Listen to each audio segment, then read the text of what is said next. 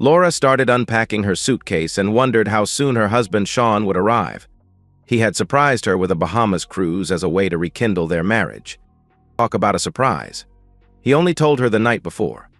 All she had to do was pack. Sean had cleared the vacation time with her work and informed both sets of parents. The only thing she didn't get to do in advance was call James, her lover. Laura was glad the hiding and lying would soon be over. Her affair with James had run its course. With the likelihood that she and Sean would be starting a family soon, it was time. She was, however, glad that she had been able to get into one affair before she had a baby.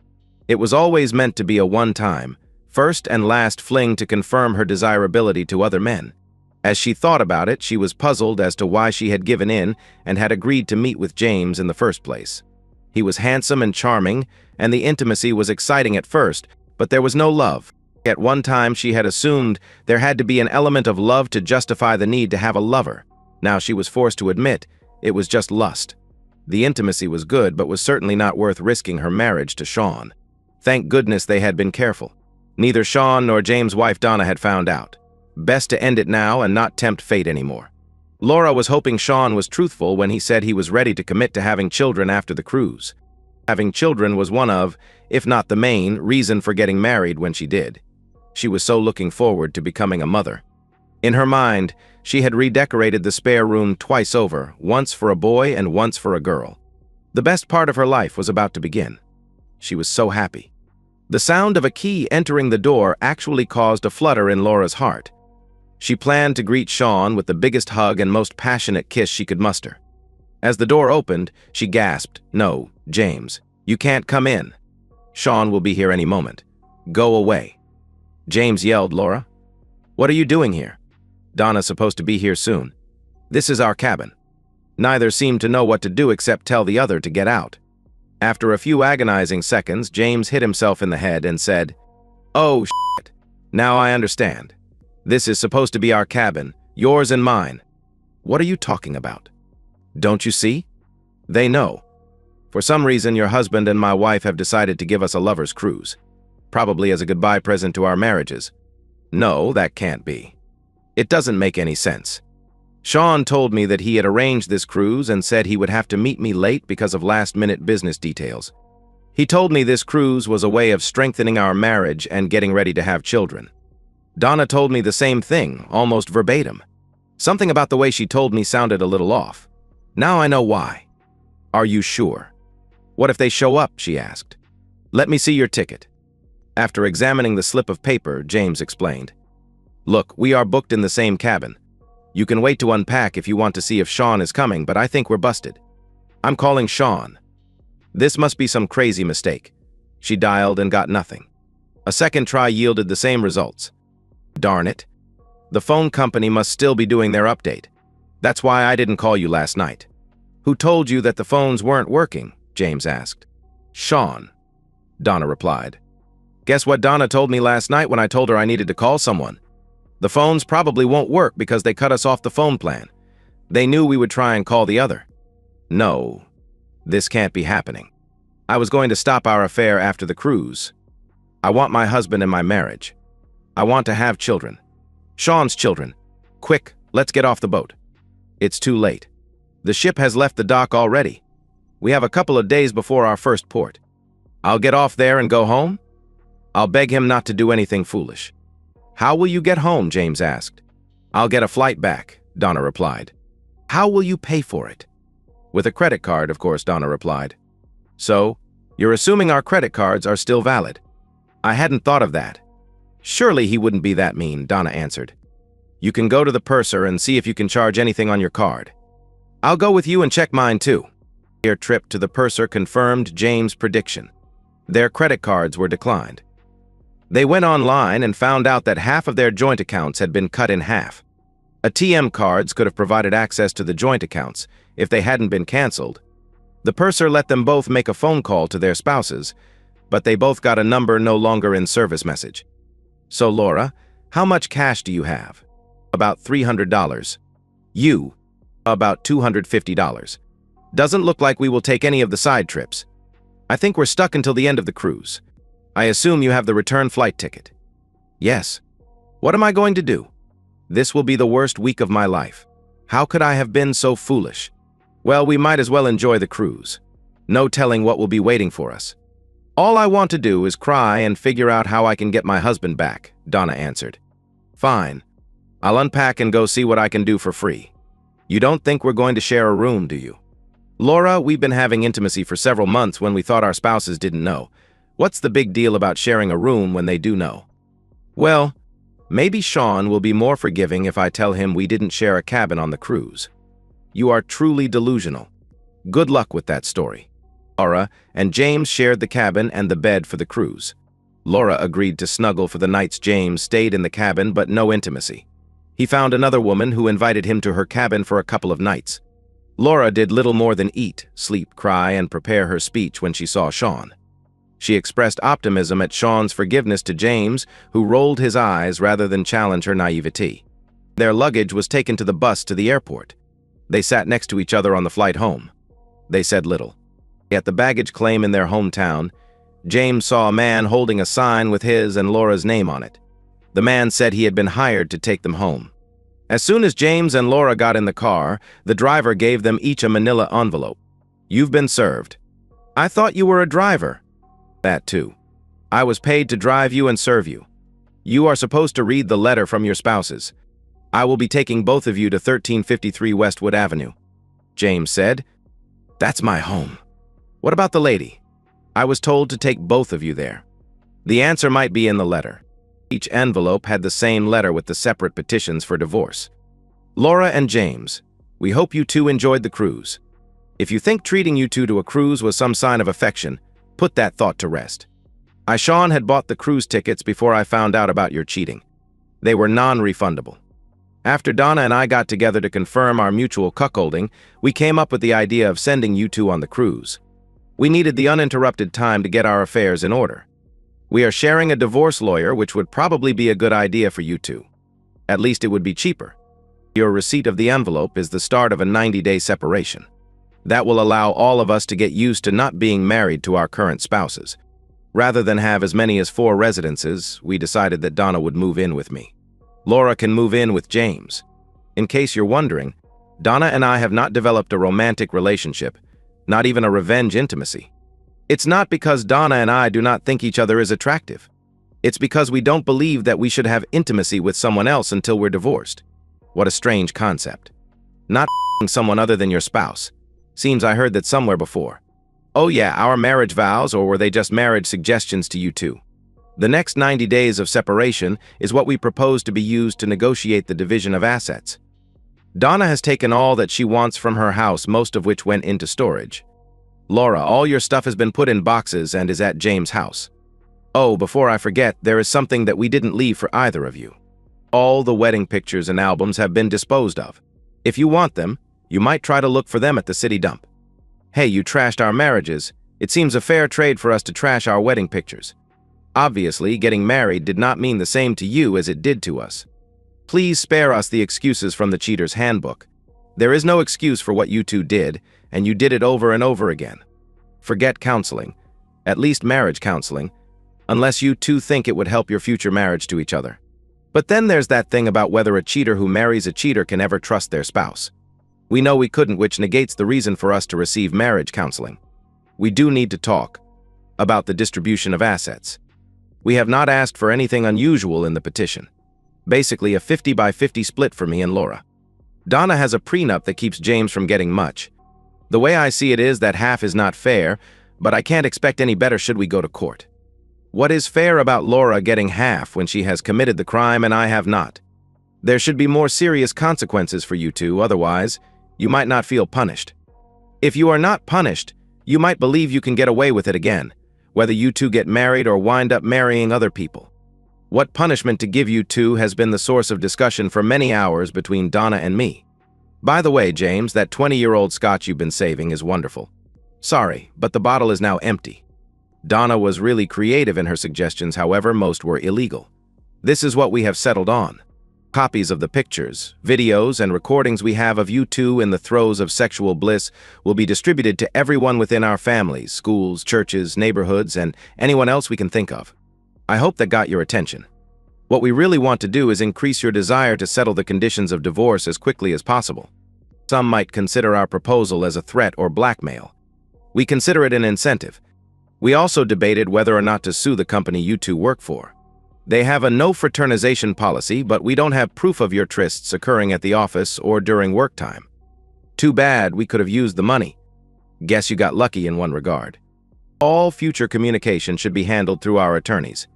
We both have new phone numbers only our attorneys know. Our attorney's contact information is listed below. We suggest we have a meeting or two where we try to iron out any differences. There are things like insurance, properties, loans, mortgages, alimony, etc.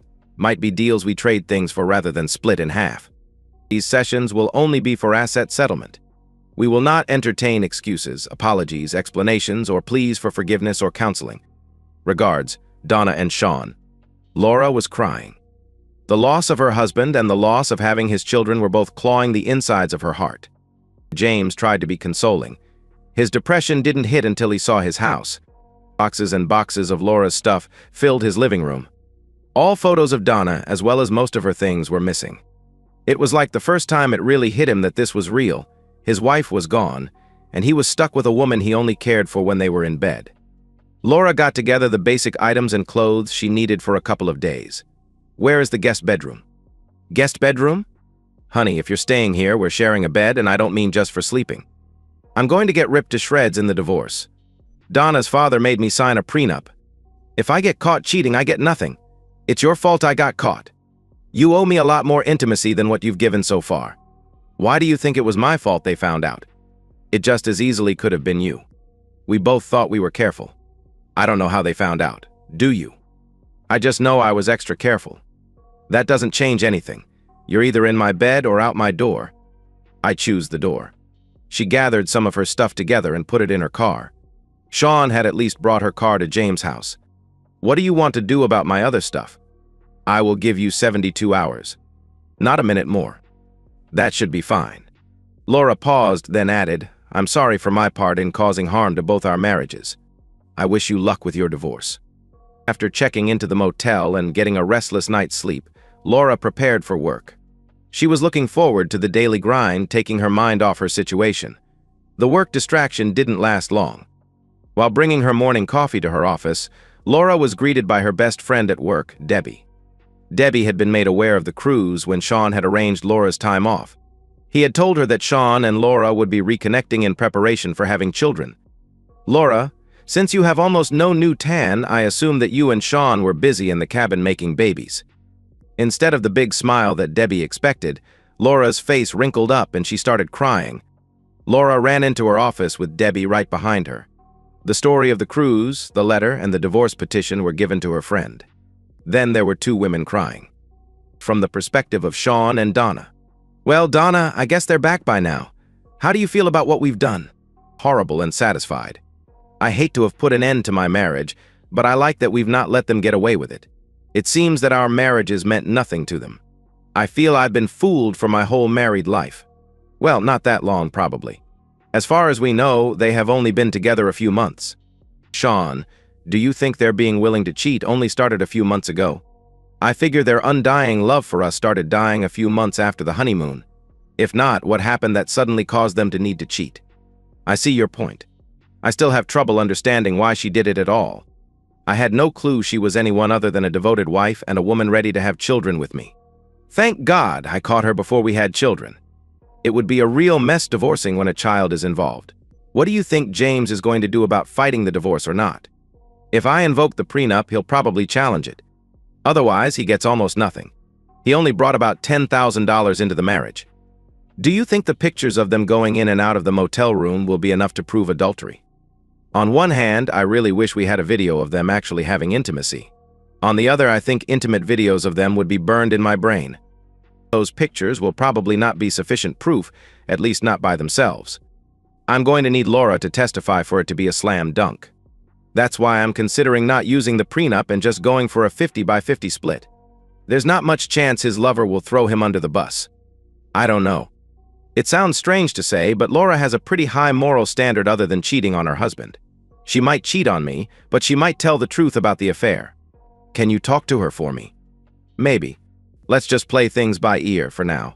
You go ahead with your divorce and I'll go ahead with mine. There's no rush as far as I'm concerned.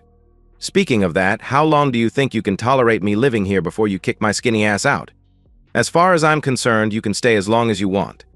I've been surprised about how comfortable it's been living with you and how quickly we've established a routine. I've enjoyed our talks and mutual consoling.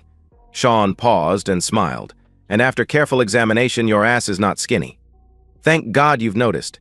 Now, I don't have to slip a testosterone supplement into your meals. I have been trying my best to get some rise out of you. I need assurance every now and then that I'm still a desirable woman. I've noticed, but please don't stop trying. Both were smiling. It was over a month before a negotiation meeting was scheduled for Sean and Laura. Since James had not seen any pictures, he challenged the proof of adultery claim. Don's divorce would take longer.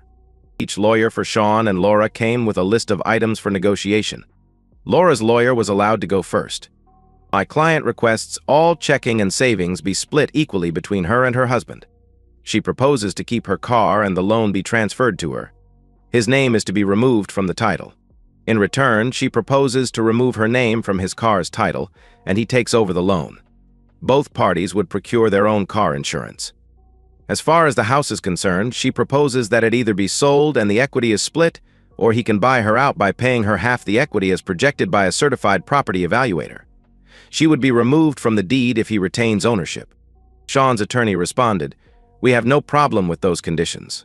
Her husband chooses to sell the house. He will put it up for sale within 90 days. What else does she wish?" Laura's lawyer spoke up. "My client agrees to your terms only if your client will speak to her for up to 1 hour in private." Sean spoke up. "No.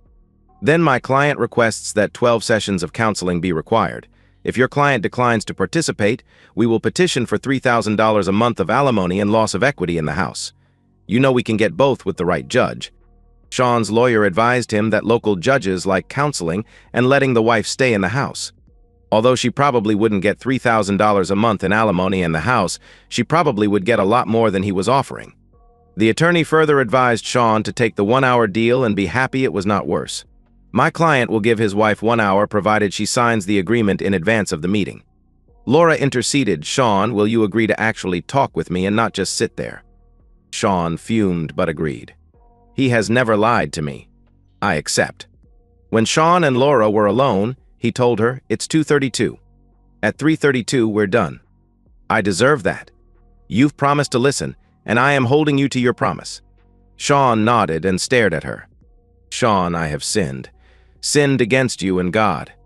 I am not making any excuses to you. I made some to myself when I convinced myself it was okay.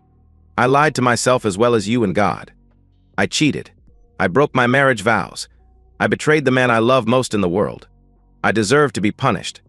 I think you probably agree with what I've just said." Sean again nodded. "The issue is punishment. Is divorce too much punishment? Is a second chance too much to ask? Please indulge me and imagine a scale of justice. On the divorce side, put the heavy weight of my adultery on that scale. It makes the negative side go way down. Is there anything else you want to put on the negative side? Were there other ways I was not a good wife to you? Other than my having a lover, did I ever show disrespect for you in our marriage? Did anyone ever come to you with negative words about my behavior or try to tell you that I had bad-mouthed you behind your back? Did I ever turn you down for intimacy, even when I was having my affair? Did you ever doubt my love for you until you found out about James and me?" Sean shook his head in the negative. "Sean, is there anything you can mention about me that might go on the positive side of the scale, the side that could give me a second chance? Do you believe I was an evil when you married me? No, you were about as perfect a person as I had ever known. That's why your betrayal hurts so much. What did I do that changed you into an unfaithful woman? It was hard for him not to cry." "Sean, sweetheart, it wasn't you. You were everything I needed. The problem was I convinced myself I wanted more and I deserved to have it." She paused. "What about our married life? Did I do anything right? Laura, you became my best friend as well as my wife. I wanted to hear about your day when I came home. You seemed to want to hear about mine. I felt guilty that I was spending too much of our budget on things for me while you barely asked for any money. I love talking to you about politics. Even though you're wrong most of the time," he caused both of them to grin. "I enjoyed our talks about children and our future. I never, Ever mistrusted you when I was away on business trips. We loved each other too much, or so I thought. I know you said it was all your fault, but I can't help wondering if I took you for granted or did something else that caused you to turn to James. Now he was crying. Look at the scale now, Sean. Is it anywhere close to balancing? Do you have an ounce of love for me left to put on the second chance side? I know it's hard to believe any promises I make after having broken our marriage vows, but I promise in the lives of our unborn children that I will never betray you again. Please give me a second chance. Sean thought about his choice until it hurt his head. Laura, it's going to take a while for me to get the mental image I have of you and James f***ing in a motel room out of my head. I will agree to have my lawyer hold the divorce papers we just signed under one condition. Agree to testify against James and Donna's divorce. What would I be testifying about? Laura asked. James has challenged the pictures of you and him coming out of the motel room as proof you and he were having intimacy. Legally, he's probably right. You would testify that you and he were having intimacy. So you were lying when you said you had videos of us having intimacy. Oh, well, there's nothing we can do about that now. Sean, I have no trouble telling the truth about the affair. Of course, we were having intimacy in the motel room. I am sorry that I have endangered 2 marriages, but I will not lie to save James any punishment. He is not worth lying for. He and I both deserve some punishment. I just wish it wasn't a divorce. Thank you. I will tell my attorney. Sean, what does this mean about our living arrangement? Will you let me move back in the house? Donna is living there now. You will have to wait. I don't want to kick her out until she has a place, but I also promise to put our house for sale. If you put a hold on the divorce, you don't have to sell the house. I will be willing to wait until Donna moves out as long as you and I get to spend time together. We probably should date again. We are 2 changed people. We need to rediscover ourselves and our relationship. God willing, we will fall back in love and get ready to fill our house with children. I'm not so sure about filling the house, but I would like a few. Your idea is agreeable to me. I will tell Donna. Donna was not as pleased with the news as Sean expected, but she did force a smile and said, "Thank you." When James heard that Laura was willing to testify that he and she had intimacy at the motel, he capitulated. He was surprised that Donna was willing to pay off his car loan and credit card to compensate him for the forfeiture of his half of the equity in their house. With the current housing market, the sale of their house would have barely covered the loan and the seller's fee. No alimony was part of the prenup. Sean was perplexed Donna had been so lenient and asked her about that. I wanted to burn the bastard really badly. His betrayal hurt me more than anything ever had. Then I looked at you. You were badly hurt, yet you were able to not be vindictive towards Laura. The scale of justice thing caused me to reconsider. My and James's marriage did have mostly positive aspects before their affair. Daddy thinks I was crazy, but I feel a lot better about the divorce than I would have if I had extracted a harsher revenge. Thank you, Sean, for so much. She hugged him and kissed him with passion. Sean was surprised. The kiss warmed him and challenged his concept that Donna was not a woman he should be interested in sexually or romantically. I'm sorry, Sean, but I care for you so much. It has killed me at times that I have not been able to show you how much I care. I hope you can forgive me. Forgive you? I wanted to tear your clothes off and have intimacy with you. That's the most turned on I've been since the whole mess started. Damn girl, you sure can kiss. So, you want another taste? Donna asked. More than almost anything. The problem is that I am trying to see if I can give Laura a second chance. How can I do that if we have an affair? First of all, if we get together, it is not an affair. Both of us are legally excused from our marriage vows right now. Secondly, who says that you giving me a first chance can't be considered at the same time as you are considering giving Laura a second chance? Sean's logic and libido were in competition for the control of his body parts. I need some time to think. I'm going to bed alone and see if I can sleep. Sean headed to bed. The choice of options did not become any clearer, nor did sleep any easier. Donna knocked on his open door. She was wearing a nightie that became translucent with the hall light behind her. Sean, can I sleep next to you tonight? I'm having trouble falling asleep. I promise to be good. Please. Although he knew it was a bad idea, he gave in. Okay, if you promise. She slid into bed beside him and wrapped an arm across his chest and a leg across his leg. Donna kissed him on the cheek. Thanks. It took a while for Sean to fall asleep. It was a fitful sleep with many dreams. He was on a nude beach with Laura. They were drinking umbrella drinks on a mat under a palm tree. Laura looked at him with lust in her eyes. She started kissing his nipples and gradually moved down to his genitals. Suddenly, Sean awoke and saw Donna performing fellatio on his tool. This was the best job he had ever had. He half-heartedly asked her to stop. She disobeyed and was rewarded with a huge load. "I thought you were going to be good," Sean asked. "You're telling me that wasn't good? I guess I'll have to practice on you some more then." She took his deflating penis and put it in her mouth again. He pulled away from her and got up. "That's not fair to Laura." "Haven't you heard, all's fair in love and war?" Donna replied. "I guess I should thank you. That was the best job I ever had." "Kind of makes you wonder what else is possible, doesn't it?" "Indeed," Sean replied. "Seriously, Sean, we're going to be living together for a while longer at least. Don't you want to see if we're sexually compatible?" "God, you have no idea how much I would like that. You have shown me enough of your body that I stay erect most of the night. The thing bothering me, besides the feeling we should wait until we're divorced, is that you're living with me because of your husband cheating on you. What happens if we find out we're not sexually compatible? Will that make it difficult for you to stay here? I don't want you to have to move before you're ready. Damn, you're sexy when you put my feelings above your carnal lust." A big smile came on her face. James resigned and moved away. He was sent his copy of the divorce decree.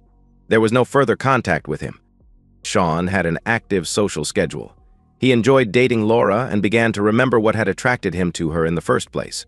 She did not push him, but made it clear she was ready to earn his trust back in any way she could.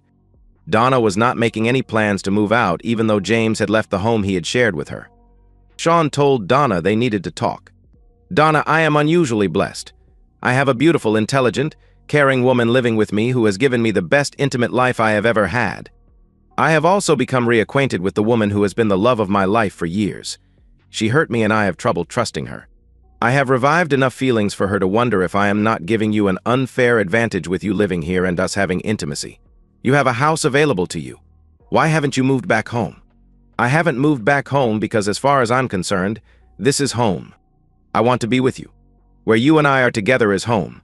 If you think I have an unfair advantage by living here, good for me. I'm fighting for the man I love.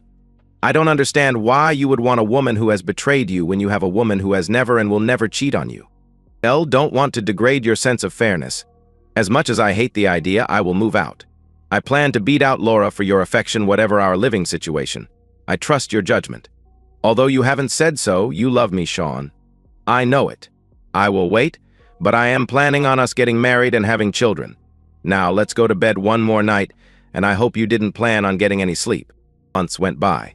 Laura felt better about her chances, especially after finding out that Donna had moved out. She was disappointed that Sean had never met her at their old home. They were hugging and kissing now, but no intimacy. She hoped he remembered their times in bed. Much of their time together was reliving good memories from their courtship and marriage. They never discussed her affair. There was a 2-week break before Sean and Laura next met. Laura believed he was going to announce his decision. She felt she had reason for optimism. She sat down at the table in the conference room. Sean was there, but so was Donna. Laura sat down, holding back tears. "Laura, I wanted both of you here because I have been going back and forth between you physically and in my mind. Both of you need to hear what I now want to say. Our current situation has not been fair to either of you. It hasn't felt it's been fair to me either. I have come to a decision. Laura, I have been able to forgive you. Our recent time together has reminded me of the reason I fell in love with you and how great it was to be married to you before your cheating. I have been greatly tempted to resume our marriage, with certain conditions, of course. The problem is that I can't forget. Whereas I might be willing to take the chance for you to remain my wife, I can't take the chance on the mother of my children being untrustworthy. As bad as this has been on us without children involved, I get physically sick at the thought of what it would have been like if we did have children. Actually, Laura, I made the decision a couple of months ago. Since then, I have been working on a new divorce settlement. Laura, because of the wonderful years you gave me most of our marriage, I want to give you the chance to support yourself so you can prepare to move on with your life. I have no doubt you will find a man willing to take a chance on you and be willing to give him children. I have sent your lawyer the new settlement terms, which you will find are much more favorable to you than before. I wish you the best, Laura. I really do." Sean and Donna got up to leave. Laura spoke up, "Sean, can't you?" Her ability to speak left her as she saw the small bulge of Donna's stomach. She knew she had lost what she most wanted. And that's the end of today's story. If you enjoyed it, please give this video a thumbs up and drop a comment below. Your support helps the algorithm push my content further. If you're new to the channel, don't forget to hit that subscribe button. It really helps me keep creating more stories for you. Thanks for watching, and I'll see you in the next one.